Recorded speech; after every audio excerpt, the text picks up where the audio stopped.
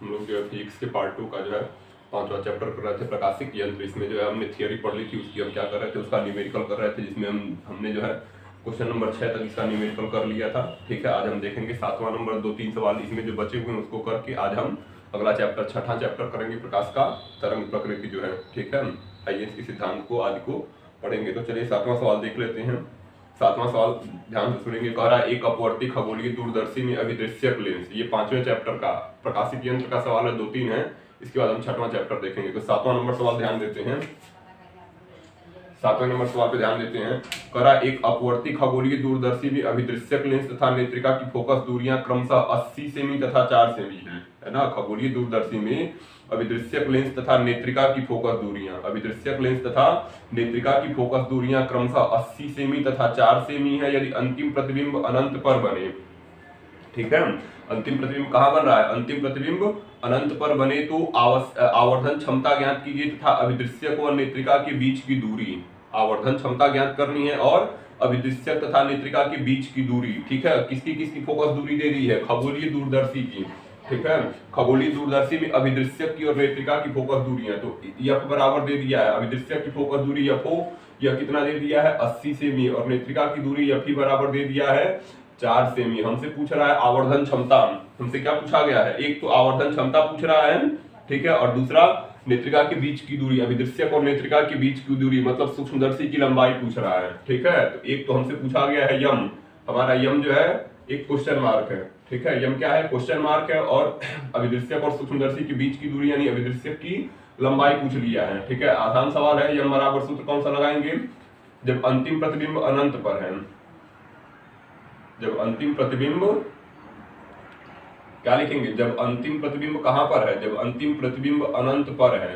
ठीक है, जब अंतिम प्रतिबिंब अनंत पर है तो उस समय जो है यम बराबर क्या सूत्र होता है, यम बराबर हो जाएगा माइनस एफ ओ बटे एफ ई, यम बराबर माइनस एफ ओ बटे एफ ई। तो यम बराबर कितना आएगा, एफ ओ का मान हो जाएगा माइनस 80 बटे 4, माइनस 80 बटे 4, यम बराबर हो जाएगा माइनस 20। यही क्या हो जाएगा इसका, यही हो जाएगा इसका आवर्धन। ठीक है, यही क्या हो जाएगा आवर्धन। हमसे सूक्ष्मदर्शी की लंबाई पूछ लिया है ना, हमसे क्या पूछ रहा है, हमसे पूछ रहा है सूक्ष्मदर्शी की लंबाई।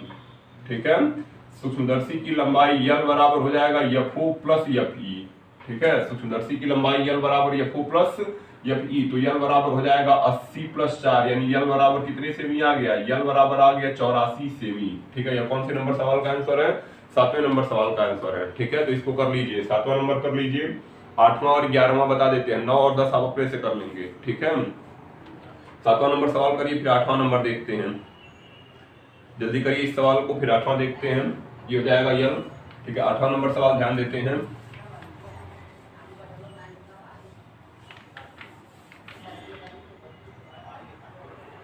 क्वेश्चन नंबर कौन सा ध्यान देंगे, क्वेश्चन नंबर 8 ध्यान देते हैं। ठीक है, 8वां नंबर का रहा है सवाल, एक खगोलीय दूरदर्शी की अभिदृश्यक की फोकस दूरी 1 मीटर है, अभिदृश्यक की फोकस दूरी 1 मीटर है यदि दूरदर्शी की आवर्धन क्षमता 20 है तो अब उपनेत्र, उपनेत्र मतलब नेत्रिका, ठीक है, उपनेत्र की फोकस दूरी तथा श्रांत नेत्र के लिए दूरदर्शी की लंबाई ज्ञात कीजिए। उपनेत्र की फोकस दूरी तथा श्रांत नेत्र के लिए दूरदर्शी की क्या ज्ञात कर लेनी है, लंबाई। अभिदृश्यक की फोकस दूरी दे दी गई है, अभिदृश्यक की फोकस दूरी एफ ओ बराबर दे दिया है 1 मीटर, एफ ओ बराबर 1 मीटर। हमको पता है 1 मीटर बराबर कितना हो जाएगा 100 सेमी, तो एफ ओ बराबर हो जाएगा 100 सेंटीमीटर।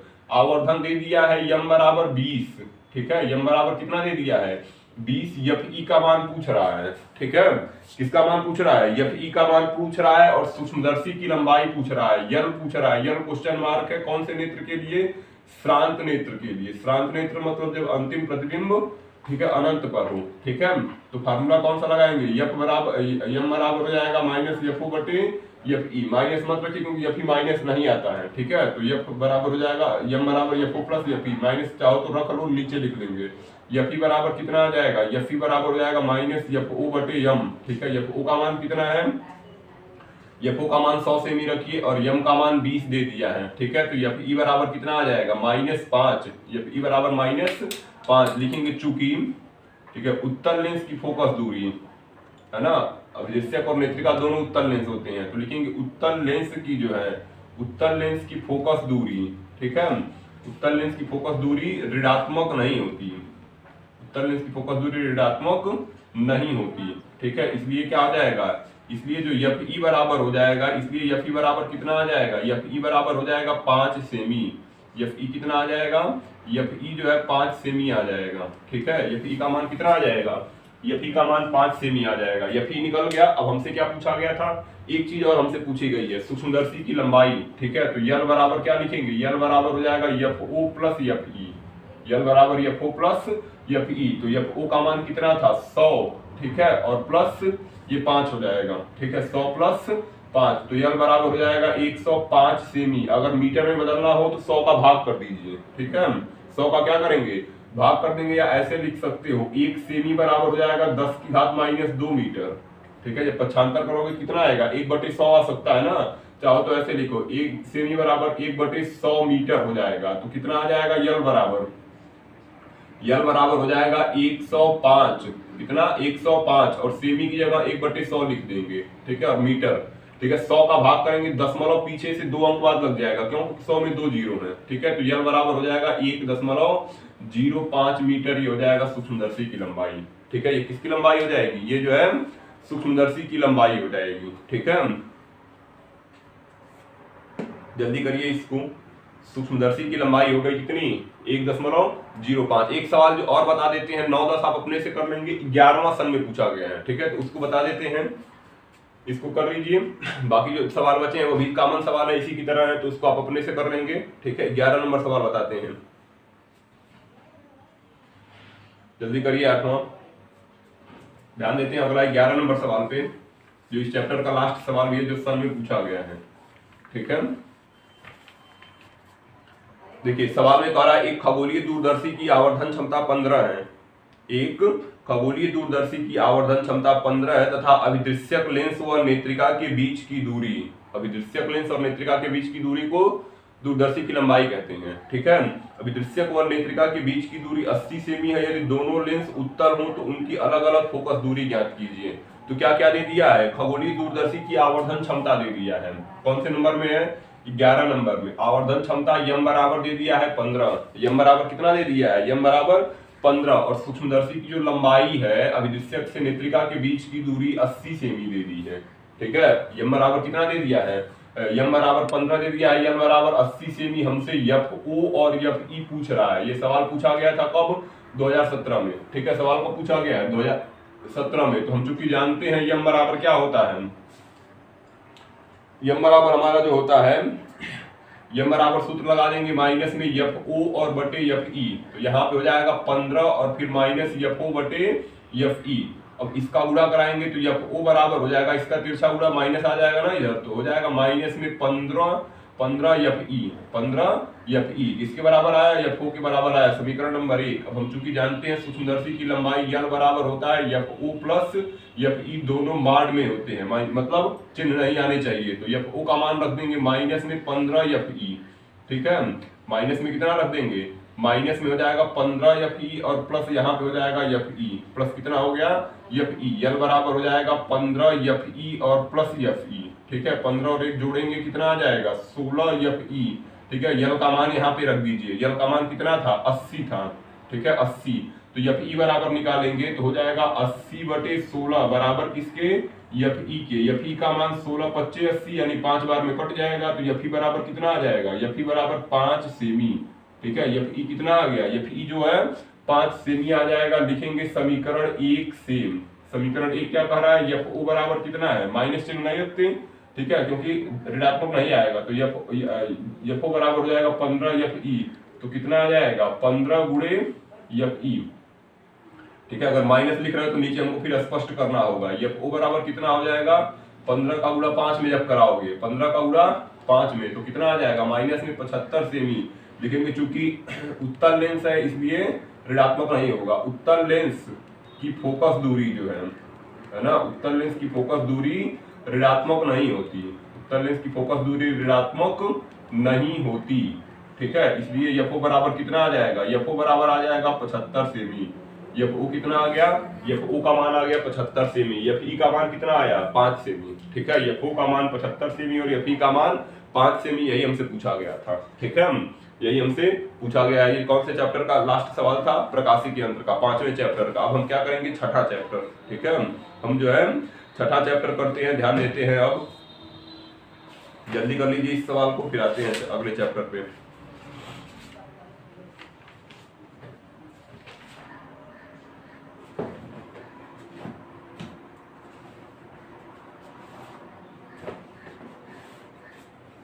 मिटा देते हैं इस सवाल को।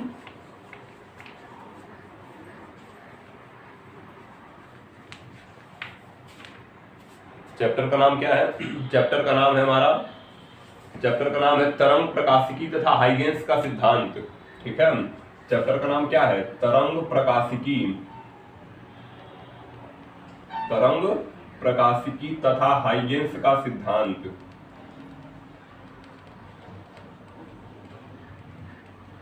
है ना, तरंग प्रकाशिकी तथा हाइगेंस का सिद्धांत। करिए इस चैप्टर को, चैप्टर का नाम लिखिए तरंग प्रकाशिकी तथा हाइगेंस का सिद्धांत, और उसमें पहली हेडिंग लिखो प्रकाश की प्रकृति।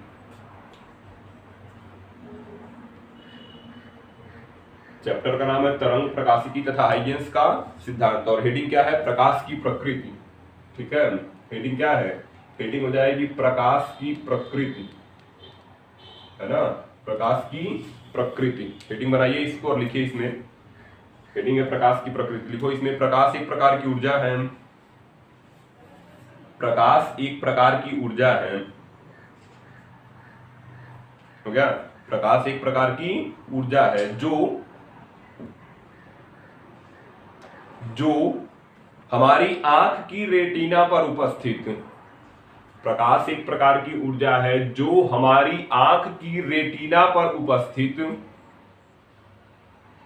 हो गया, जो हमारी आंख की रेटिना पर उपस्थित प्रकाश संवेदी कोशिकाओं को, जो हमारी आंख की रेटिना पर उपस्थित प्रकाश संवेदी कोशिकाओं को उत्तेजित कर,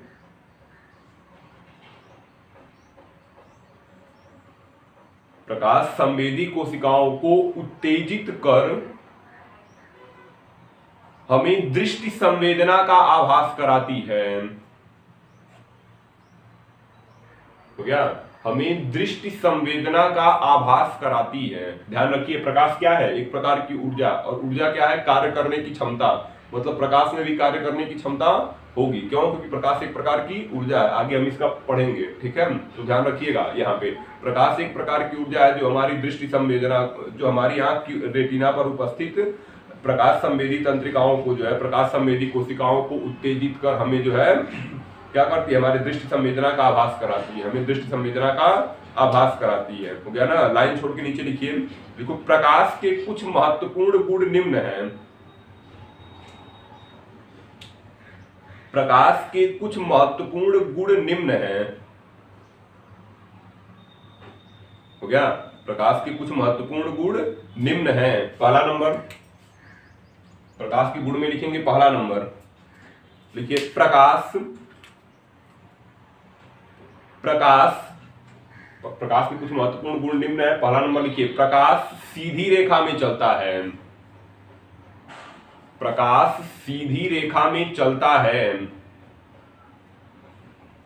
हो गया, प्रकाश सीधी रेखा में चलता है। दूसरा, प्रकाश निर्वात में भी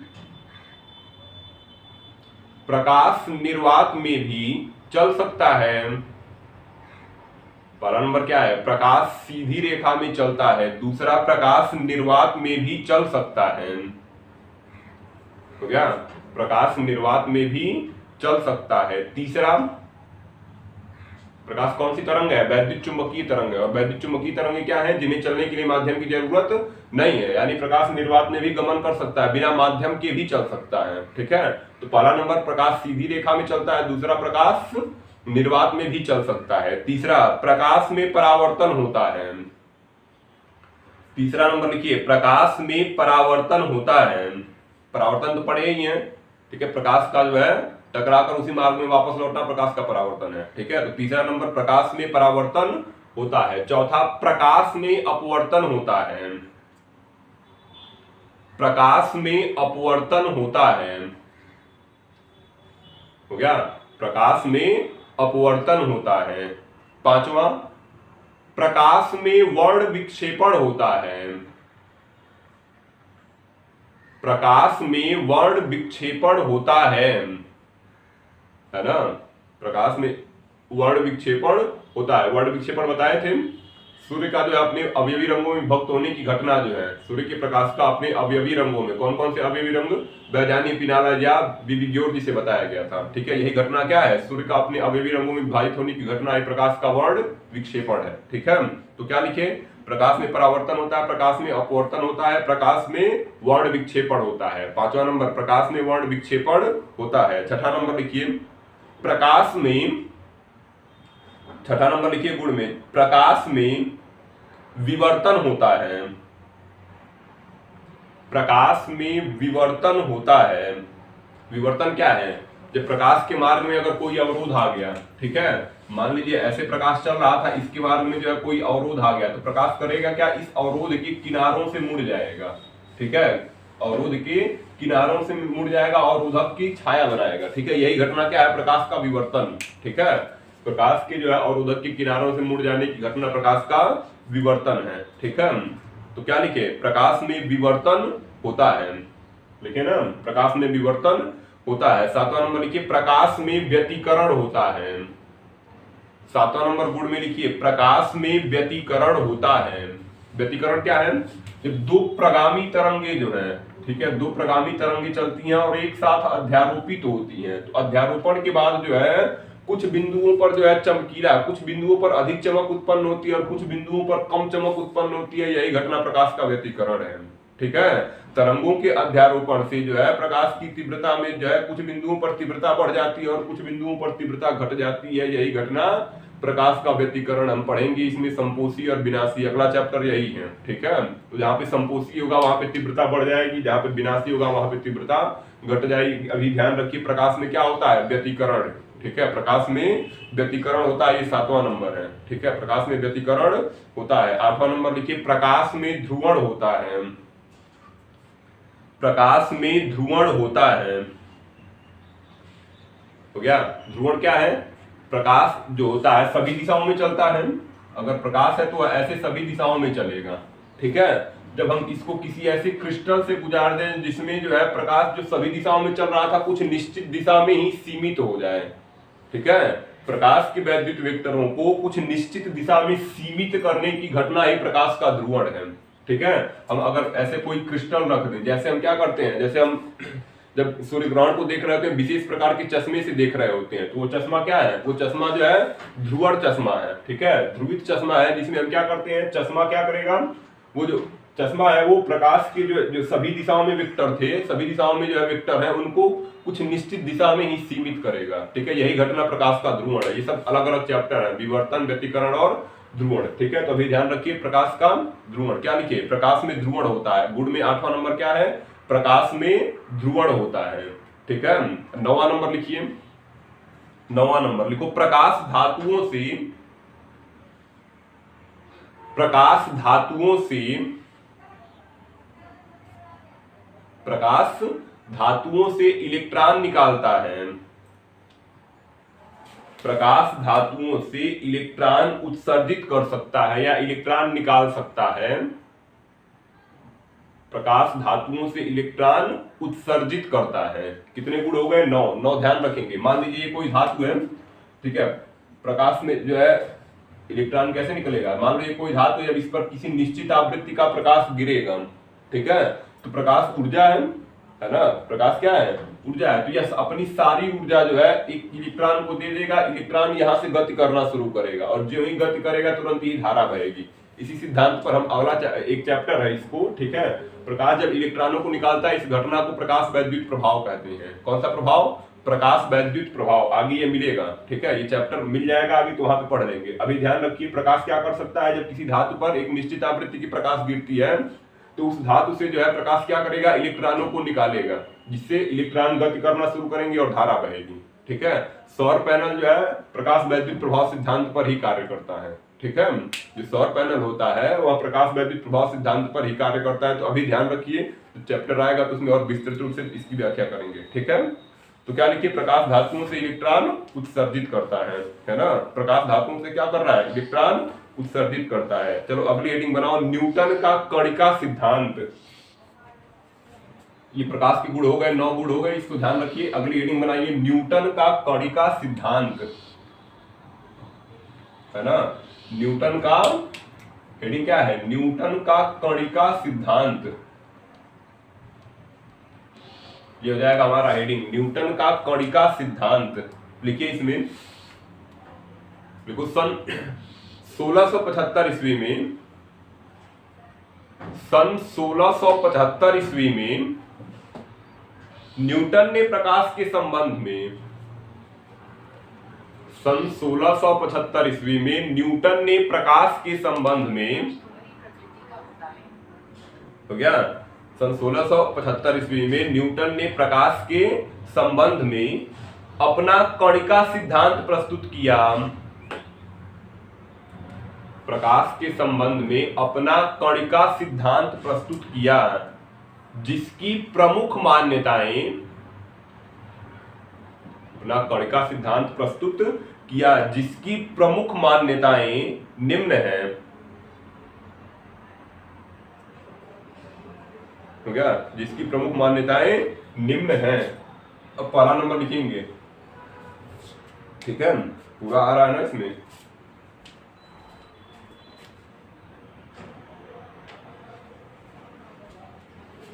ठीक है, क्या लिखे, जिसकी प्रमुख मान्यताएं निम्न है। तो पहला नंबर लिखिए, देखो प्रत्येक प्रकाश स्रोत, जिसकी प्रमुख मान्यताएं निम्न है, पहला मान्यता लिखिए, प्रत्येक प्रकाश स्रोत असंख्य सूक्ष्म तथा, प्रत्येक प्रकाश स्रोत असंख्य सूक्ष्म तथा हल्के कण उत्सर्जित करता है। प्रत्येक प्रकाश स्रोत असंख्य सूक्ष्म तथा हल्के कण उत्सर्जित करता है। इन कणों को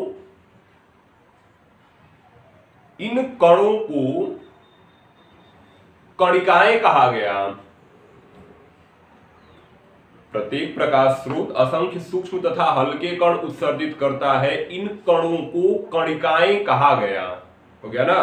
दूसरा नंबर लिखिए, किसी सवांग माध्यम में,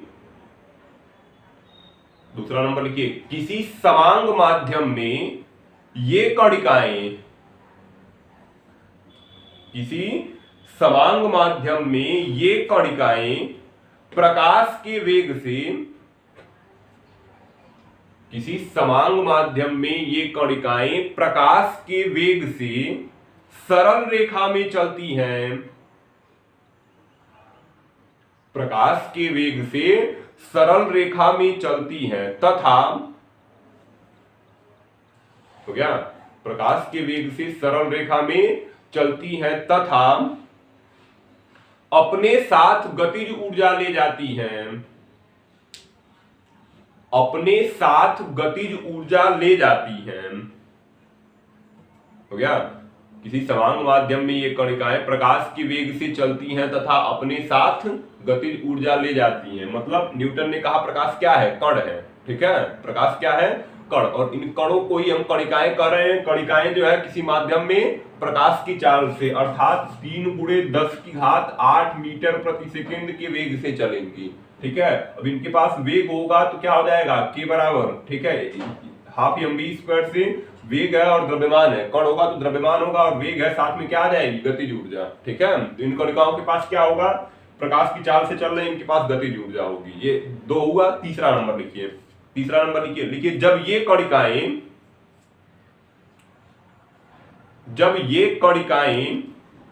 किसी वस्तु से परावर्तित होकर, जब ये कणिकाएं किसी वस्तु से परावर्तित होकर हमारी आंख पर गिरती हैं तो, हो गया, जब ये कणिकाएं किसी वस्तु से परावर्तित होकर हमारी आंख पर गिरती हैं तो हमें वस्तुएं दिखाई देती हैं। हो गया, हमारी आंख पर गिरती है तो हमें वस्तुएं दिखाई देती हैं। हो गया, हमें वस्तुएं दिखाई देती हैं। चौथा नंबर लिखिए, चौथा नंबर लिख लीजिए, मान्यता में चौथा नंबर।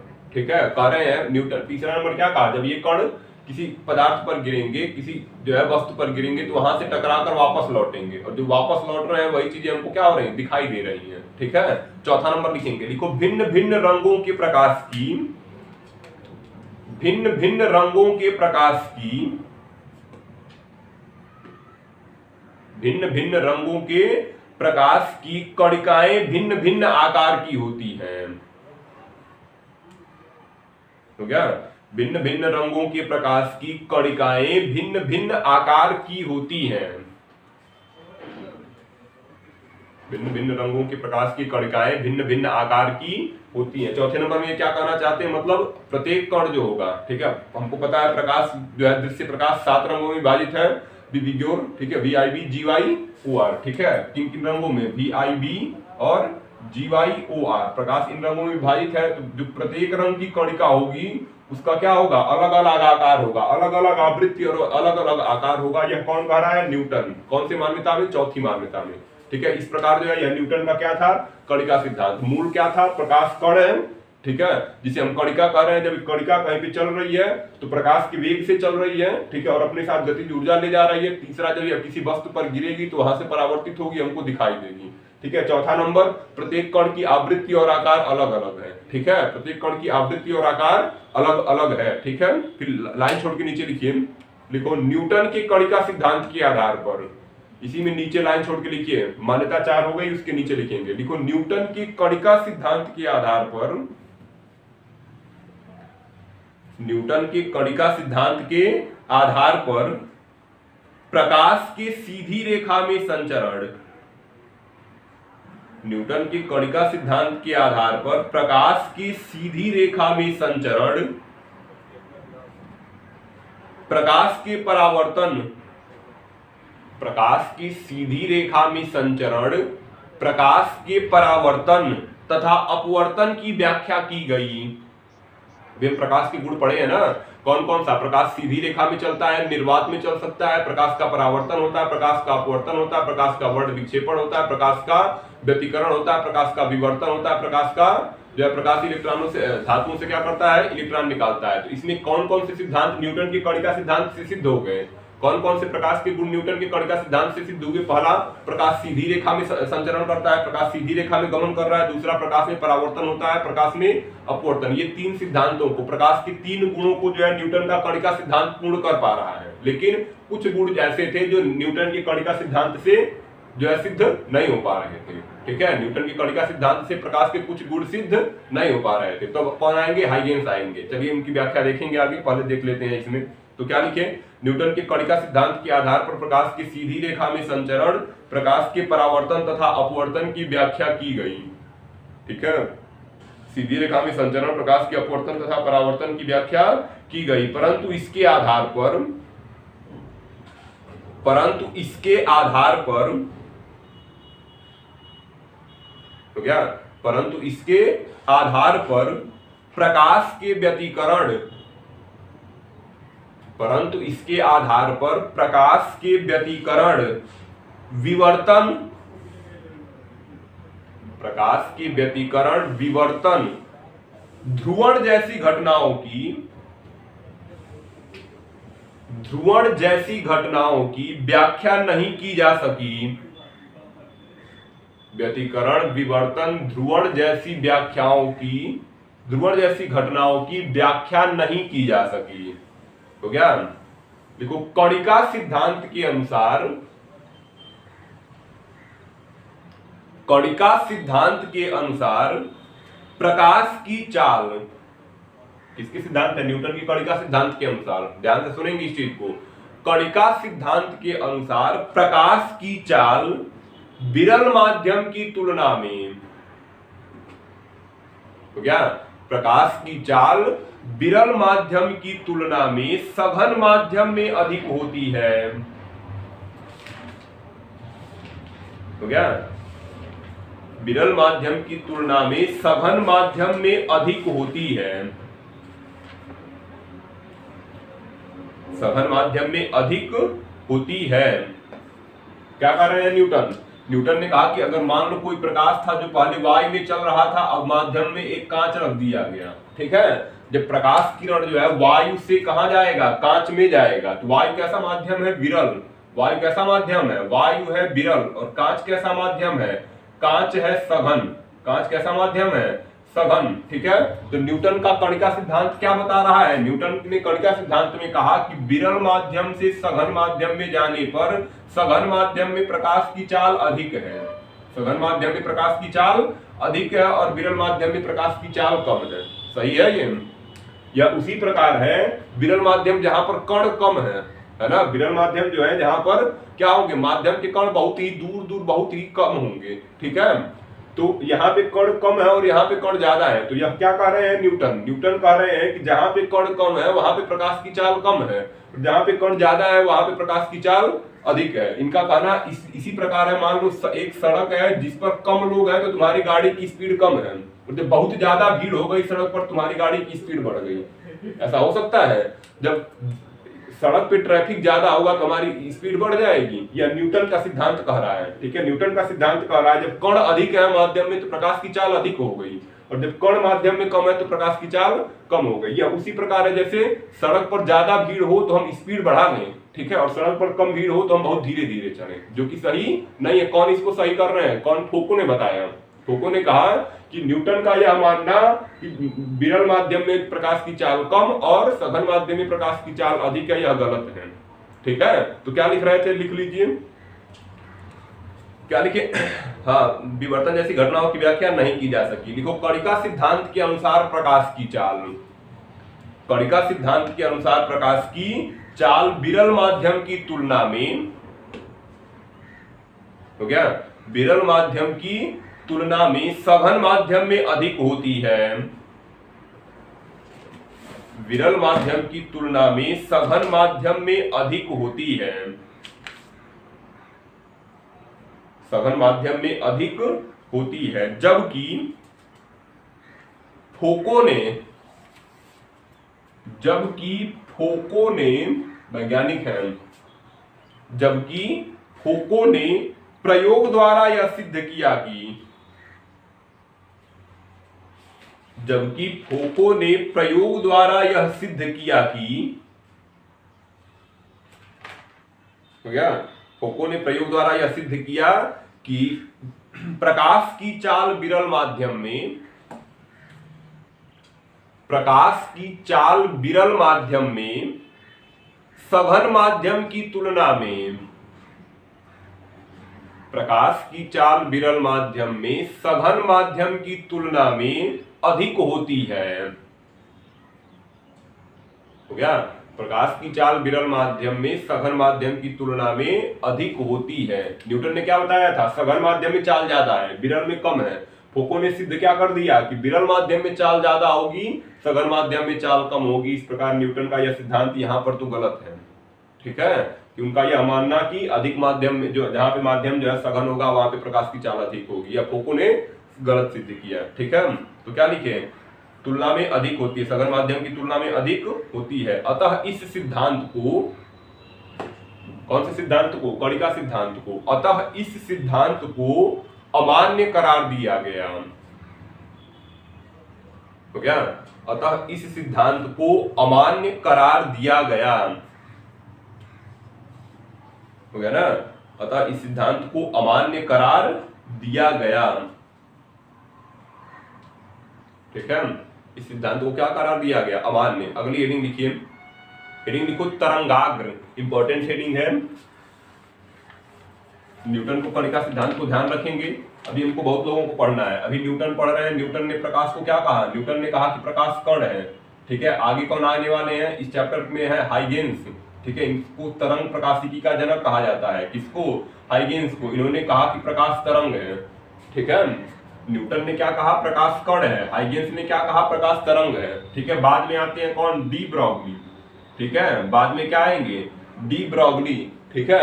अब प्रकाश के जितने भी गुण बताए थे, प्रकाश सीधी रेखा में चलता है, प्रकाश निर्वात में चल सकता है, प्रकाश में परावर्तन है, प्रकाश में अपवर्तन है, प्रकाश में व्यतिकरण है, प्रकाश में विवर्तन है, प्रकाश में वर्ण विक्षेपण है, प्रकाश में ध्रुवण है, प्रकाश इलेक्ट्रॉनों को उत्सर्जित कर सकता है। तो इसमें कुछ सिद्धांत कण के आधार पर, प्रकाश को कण के आधार पर मानकर सिद्ध किया गया, और बाकी जो सिद्धांत है प्रकाश को तरंग को मानकर सिद्ध किया गया। मतलब ना तो न्यूटन गलत हो रहे थे, ना तो जो है हाइगेंस गलत हो रहे थे, लेकिन दोनों पूर्ण रूप से सभी जगह सही भी नहीं हो रहे थे। ठीक है, प्रकाश के कुछ गुणों की व्याख्या तो कण के आधार पर हुई, लेकिन कुछ गुणों की व्याख्या तरंग के आधार पर हुई। ठीक है, तो कुछ गुण इनके दोनों के जो है सही हो रहे थे, बाकी गुण सही नहीं हो रहे थे। तो बाद में कौन आते हैं? De Broglie. ठीक है, कौन आएंगे? De Broglie. इन्होंने कहा प्रकाश कुछ जगह कण की भांति व्यवहार करेगा और कुछ जगह तरंग की भांति व्यवहार करेगा। ठीक है, तो प्रकाश में कैसी प्रकृति है? द्वैतीय प्रकृति है। तो डी ब्रॉगली का प्रकाश की द्वैतीय प्रकृति का सिद्धांत आएगा। कौन सा सिद्धांत आएगा? द्वैतीय। इन्होंने प्रकाश को कण भी और तरंग भी माना। ठीक है, प्रकाश को कण भी और तरंग दोनों माना है। किसने? डी ब्रॉगली ने। आगे हम मैक्स प्लांक का जो है सिद्धांत पढ़ेंगे, क्वांटम सिद्धांत। ठीक है, मैक्स प्लांक का जो है क्वांटम थियरी भी पढ़ेंगे, जिसमें हम प्रकाश को क्या मानते हैं? ऊर्जा के छोटे छोटे बंडलों के रूप में मानते हैं, जिसे हम क्वांटा या फोटॉन कहते हैं। तो वो भी आएंगे इसी में, लेकिन मूल रूप से हम ध्यान रखेंगे न्यूटन ने प्रकाश को कण माना, हाइगेंस ने प्रकाश को तरंग माना, डी ब्रॉगली इन दोनों में समझौता कराते हैं। क्या कहते हैं? प्रकाश कण भी और तरंग भी है। ठीक है, तो पहले हम पढ़ लेते हैं तरंगाग्र। हेडिंग बनाइए तरंगाग्र, जो कि बहुत ही इंपॉर्टेंट है। हेडिंग लिखिए तरंगाग्र। हेडिंग क्या है? तरंगाग्र। ठीक है, हेडिंग हो जाएगी हमारी तरंगाग्र। लिखिए इसमें तरंगाग्र। देखो, किसी माध्यम में किसी क्षण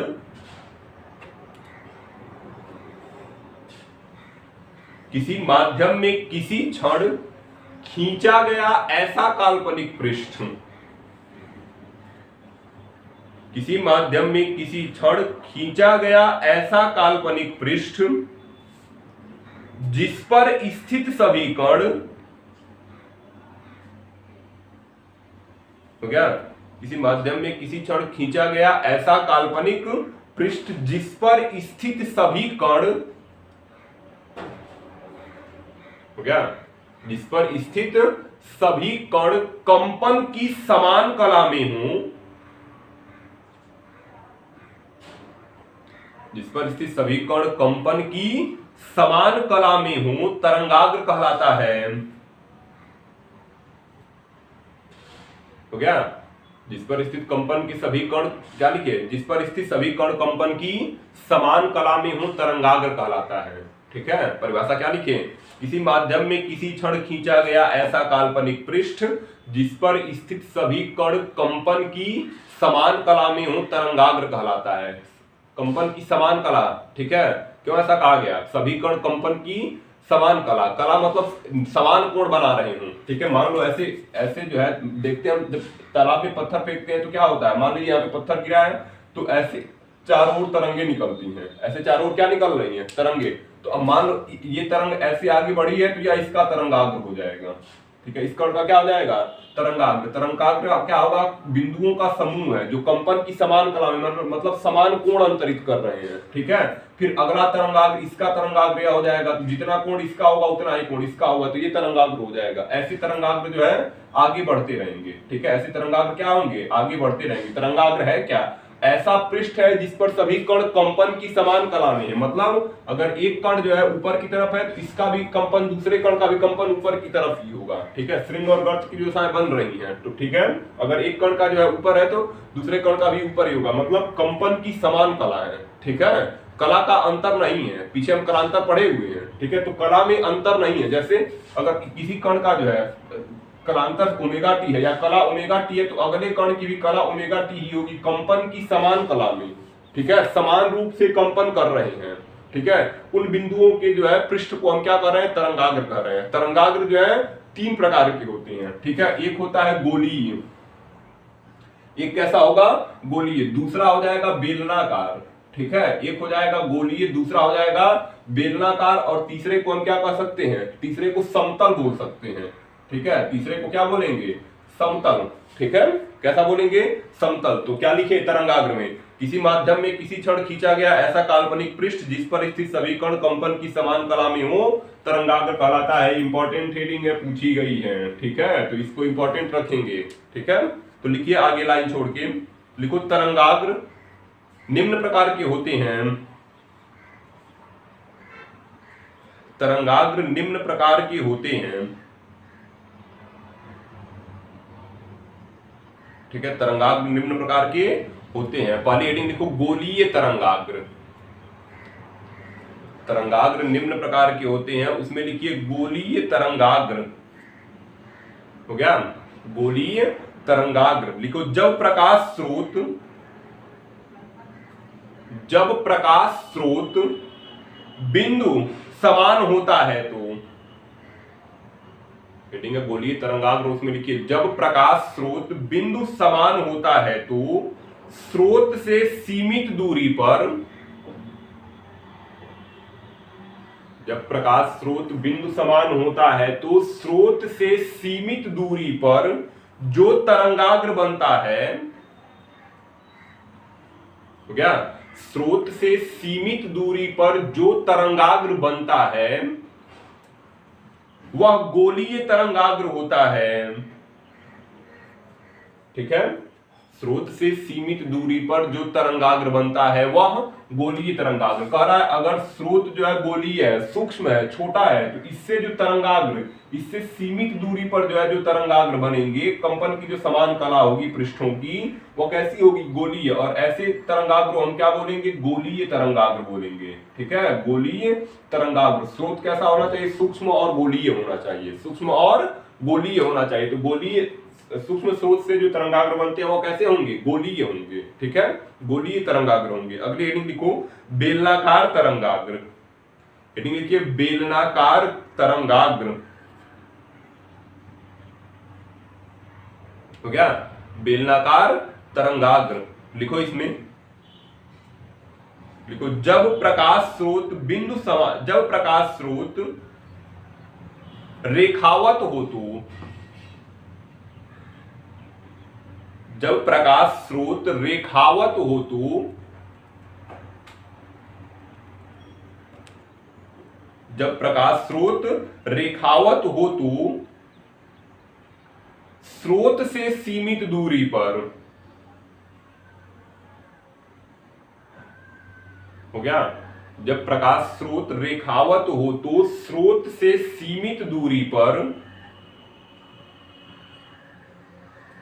स्रोत से सीमित दूरी पर जो तरंगाग्र बनता है, स्रोत से सीमित दूरी पर जो तरंगाग्र बनता है,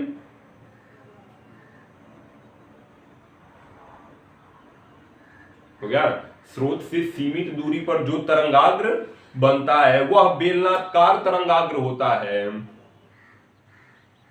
वह बेलनाकार तरंगाग्र होता है ना। सीमित दूरी पर जो तरंगाग्र बनता है वह बेलनाकार तरंगाग्र होता है। ठीक है, ऐसे आ जाएगा इसमें। ठीक है, इससे जो तरंगाग्र बनेंगे वो कैसे तरंगाग्र होंगे, बेलनाकार तरंगाग्र होंगे। ठीक है, कौन से तरंगाग्र होंगे, बेलनाकार। तो क्या लिखें, सीमित दूरी पर जो तरंगाग्र बनता है वह बेलनाकार तरंगाग्र होता है। तीसरा लिखिए, तीसरी नंबर लिखिए, तीसरा नंबर समतल तरंगाग्र। समतल तरंगाग्र, हो गया, समतल तरंगाग्र लिखो। प्रकाश स्रोत, ध्यान रखिए गोलीय में प्रकाश स्रोत सूक्ष्म और गोलीय होना चाहिए, और बेलनाकार में प्रकाश स्रोत लंबवत, रेखावत होना चाहिए, रेखा के समान लंब होना चाहिए। ठीक है, समतल में क्या होगा, गोलीय हो या रेखावत हो, कोई फर्क नहीं है। तो क्या लिखें, लिखो प्रकाश स्रोत, समतल तरंगाग्र में लिखिए प्रकाश स्रोत बिंदुवत हो या रेखावत हो, प्रकाश स्रोत बिंदुवत हो या रेखावत हो, प्रकाश स्रोत बिंदुवत हो या रेखावत हो,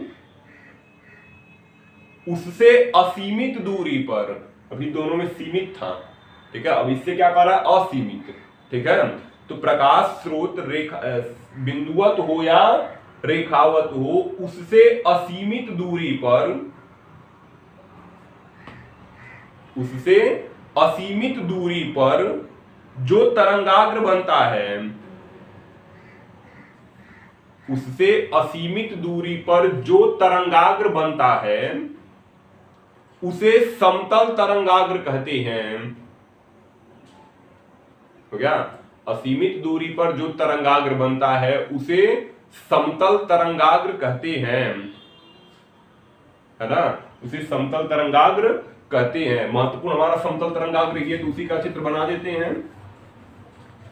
ध्यान रखिए, अब समतल तरंगाग्र में बिंदुवत हो या रेखावत हो कोई फर्क नहीं है, उससे कितनी दूरी पर, असीमित, सीमा नहीं है दूरी की, कितनी दूरी पर यह तरंगाग्र बनेगा, ठीक है। अगर बिंदु स्रोत है, बिंदु स्रोत से कैसा बन रहा है, गोलीय बन रहा है, लेकिन जब इससे असीमित दूरी पर, गोलीय कब बनेगा, जब दूरी सीमित है, इससे असीमित दूरी पर जो तरंगाग्र निर्मित होंगे उसे हम क्या कहेंगे, उसे हम कहेंगे समतल तरंगाग्र। इसी तरह जब बेलनाकार पृष्ठ था, पृष्ठ रेखावत था, तो इससे जो है असीमित दूरी पर जो तरंगाग्र बन रहे थे, कितनी दूरी पर, असीमित दूरी पर जो तरंगाग्र बन रहे हैं उसे हम क्या बोल रहे हैं, समतल तरंगाग्र। उसे क्या बोलते हैं, समतल तरंगाग्र। तो चलिए दिखा देते हैं समतल तरंगाग्र को चित्र सहित। चित्र में समतल तरंगाग्र ही बना लीजिए, इंपॉर्टेंट है ये।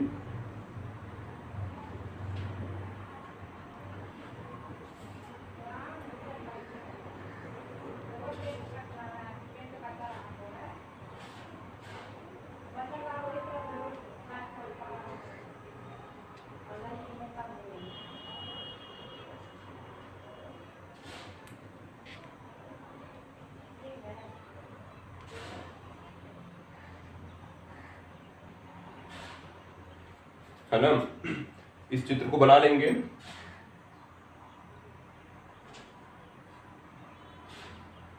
कौन सा तरंगाग्र है, ये समतल तरंगाग्र है। कितनी दूरी पर है, असीमित दूरी पर है। स्रोत कैसा भी हो, बिंदु हो या बेलनाकार, कोई फर्क नहीं है, ठीक है। स्रोत कैसा भी हो, उससे ये तरंगाग्र, समतल तरंगाग्र इसे बोलते हैं, ठीक है। ये तरंगाग्र कौन से हैं, ये हो जाएंगे हमारे समतल तरंगाग्र। तो इसको बना लेना, समतल तरंगाग्र, ठीक है।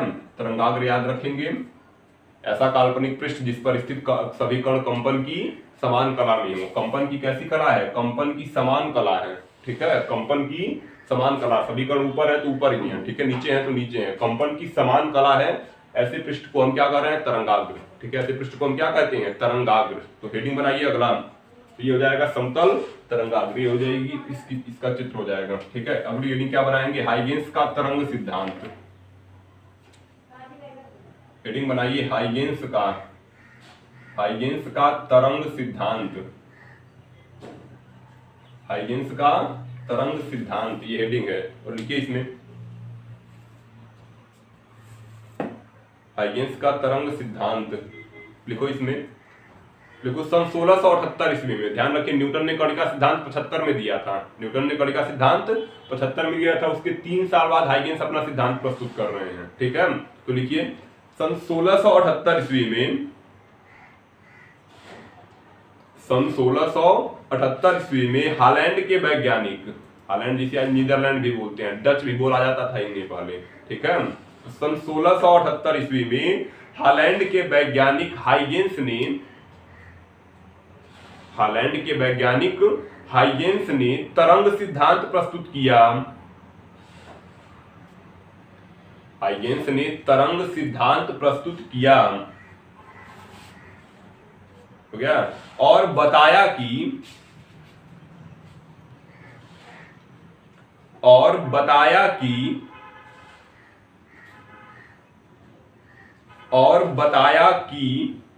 प्रकाश तरंगों के रूप में संचरित होता है, और बताया कि प्रकाश तरंगों के रूप में संचरित होता है।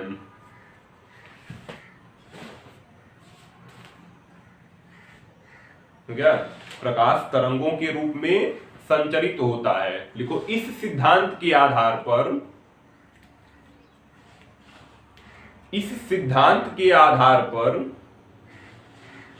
प्रकाश के परावर्तन,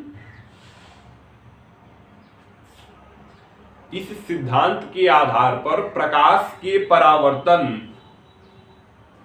अपवर्तन, प्रकाश के परावर्तन अपवर्तन के साथ साथ,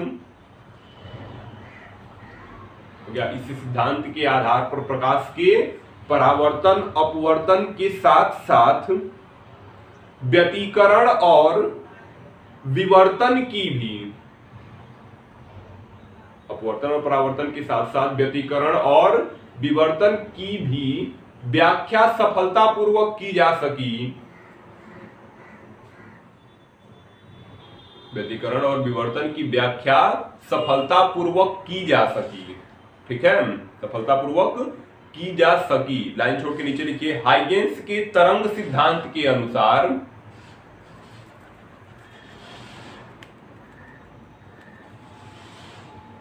हाइगेंस के तरंग सिद्धांत के अनुसार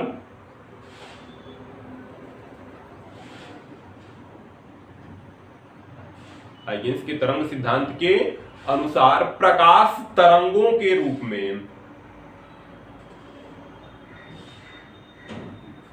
हाइगेंस के तरंग सिद्धांत के अनुसार प्रकाश तरंगों के रूप में संचरित होता है।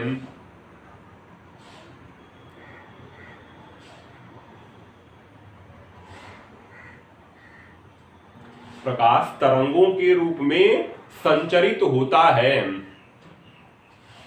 ना। सिद्धांत को पहले समझ लेते हैं। हाइगेंस ने कहा क्या क्या कहा, प्रकाश क्या है, प्रकाश तरंग है ना। प्रकाश क्या है, तरंग। तरंग क्या है, किसी माध्यम में उत्पन्न विक्षोभ है ये। ठीक है, तरंग क्या है, किसी माध्यम में उत्पन्न विक्षोभ है। तो हाइगेंस ने क्या कहा, प्रकाश क्या है, प्रकाश तरंग है जो सभी दिशाओं में चल रहा है।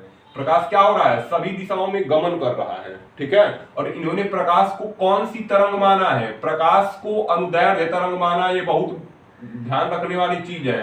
हाइगेंस जो है, हाइगेंस प्रकाश को कौन सी तरंग मान रहे हैं, अनुदैर्ध्य तरंग। अनुदैर्ध्य तरंग क्या है, अनुदैर्ध्य तरंग को चलने के लिए माध्यम की जरूरत है। अनुदैर्ध्य तरंग को चलने के लिए किसकी जरूरत है, माध्यम की। तो हाइगेंस ने कहा प्रकाश तो तरंग है, और प्रकाश कैसी तरंग है, अनुदैर्ध्य तरंग है। अनुदैर्ध्य तरंग को चलने के लिए माध्यम की जरूरत पड़ी।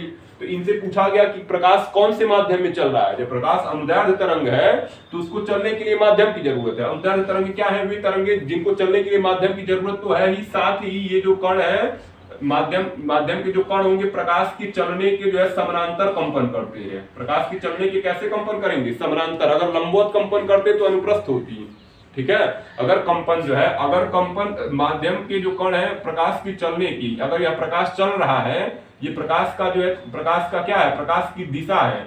अगर माध्यम में जो कण है, माध्यम में जो छोटे छोटे कण है वह लंबवत कंपन करेंगे तो उन्हें हम कहेंगे अनुप्रस्थ तरंगे। उन्हें हम कौन सी तरंगे कहेंगे, अनुप्रस्थ।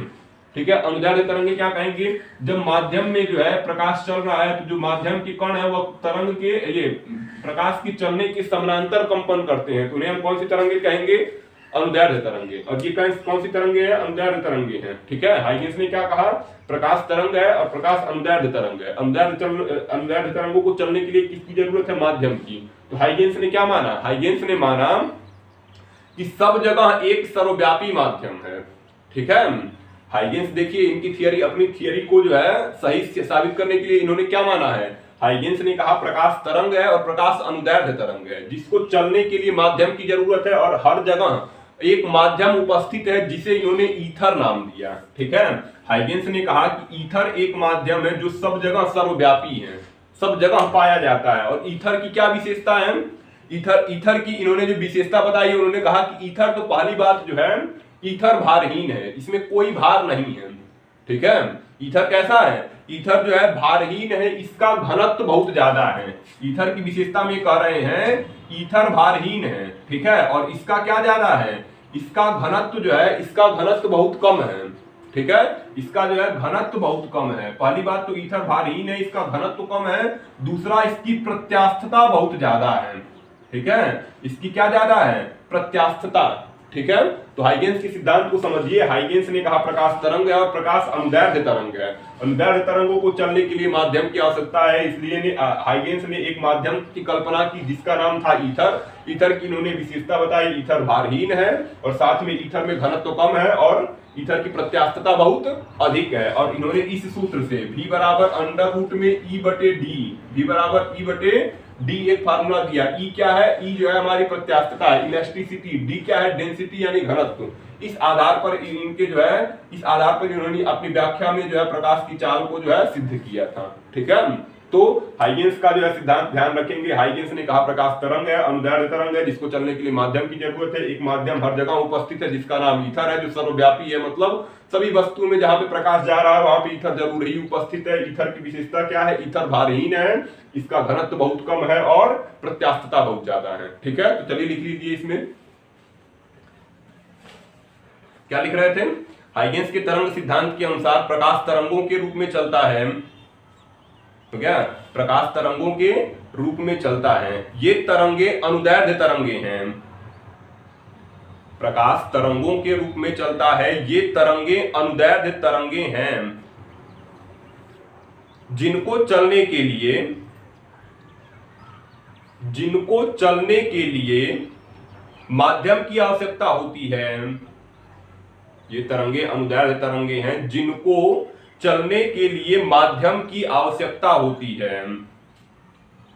हो गया, माध्यम की आवश्यकता होती है। अतः हाइगेंस ने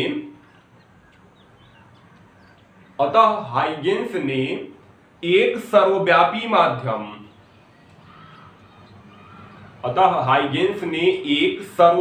माध्यम ईथर की कल्पना की। तो क्या हाइगेंस ने एक सर्वव्यापी माध्यम ईथर की कल्पना की। हाइगेंस ने माना कि ईथर भारहीन तथा सभी कणों में या सभी पदार्थों में, ईथर भारहीन तथा सभी पदार्थों में प्रवेश कर जाता है। हो गया, ईथर भारहीन तथा सभी पदार्थों में प्रवेश कर जाता है। इसका घनत्व अत्यंत कम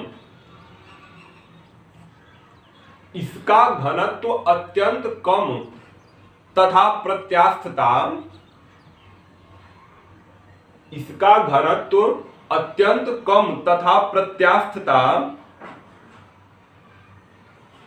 बहुत अधिक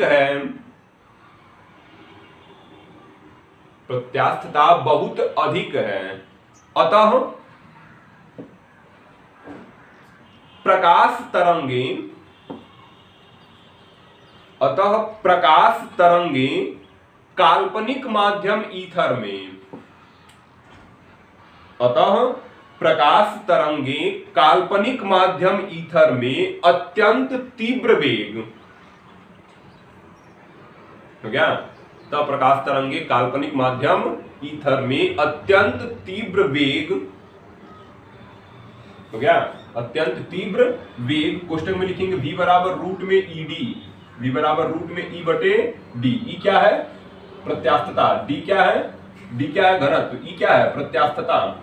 ठीक है, ई क्या है? प्रत्यास्थता और डी क्या है? घनत्व है। ठीक है, तो कोष्टक में लिखिए अत्यंत तीव्र वेग, कोष्टक में v बराबर e बटे डी। ठीक है, v बराबर e बटे डी, कोष्टक बंद कर दीजिए। से चलती हैं, अत्यंत तीव्र वेग से चलती हैं। हो गया, अत्यंत तीव्र वेग से चलती हैं। देखो, जब ये प्रकाश किरणें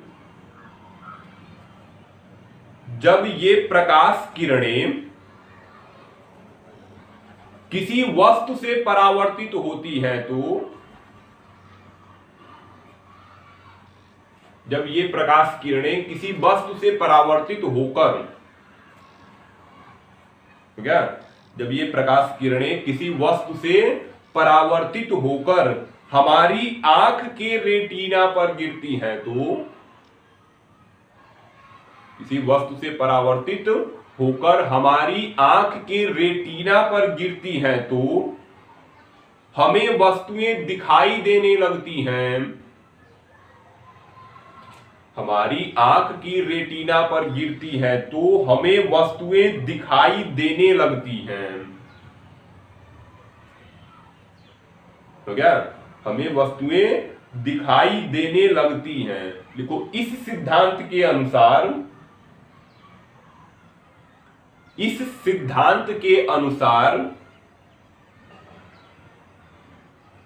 तो क्या इस सिद्धांत के अनुसार विभिन्न रंगों के प्रकाश की, या भिन्न भिन्न रंगों के, इस सिद्धांत के अनुसार भिन्न भिन्न रंगों के प्रकाश की, हो गया, इस सिद्धांत के अनुसार भिन्न भिन्न रंगों के प्रकाश की तरंगदैर्घ्य भिन्न भिन्न होती है।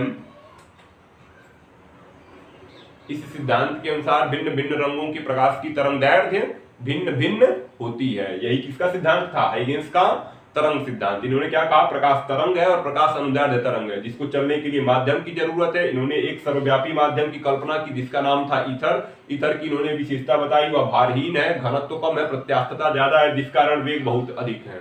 जिसका भी घनत्व ज्यादा होगा, जिसका घनत्व कम होगा तो v और d में विपरीत संबंध है, इसलिए वेग ज्यादा होगा, और प्रत्यास्थता जिसकी ज्यादा होगी उसका वेग ज्यादा होगा। ठीक है, तो इन्होंने क्या कहा? प्रकाश जो है v बराबर E/d से सभी वस्तुओं में जो है, ईथर क्या है? सभी वस्तुओं में सर्वव्यापी है। ठीक है, और सभी वस्तुओं में प्रकाश जो है बहुत ही तीव्र वेग से चल रहा है। ठीक है, प्रकाश बहुत तीव्र वेग से चल रहा है। जब ये प्रकाश जो है क्या होता है? वस्तुओं से टकराता है तो परावर्तित होकर हमारी आंख में दिखाई देता है, जिसके कारण हमें वस्तुएं दिखाई देती हैं। और भिन्न भिन्न रंगों की जो है प्रकाश की जो है तरंगदैर्घ्य क्या है? भिन्न भिन्न है। यह किसका सिद्धांत है? हाइगेंस का तरंग सिद्धांत। अब हम इनका कल द्वितीयक कणिका सिद्धांत, हाइगेंस का जो है द्वितीयक तरंगिका सिद्धांत पढ़ेंगे, जो इंपॉर्टेंट है। ठीक है, हाइगेंस का तरंग सिद्धांत भी और हाइगेंस का द्वितीयक तरंगिका सिद्धांत भी। ठीक है, तो हम कल इनका द्वितीयक तरंगिका सिद्धांत पढ़ेंगे, जो कल हो जाएगा। ठीक है, ध्यान रखिए इनके सिद्धांत को।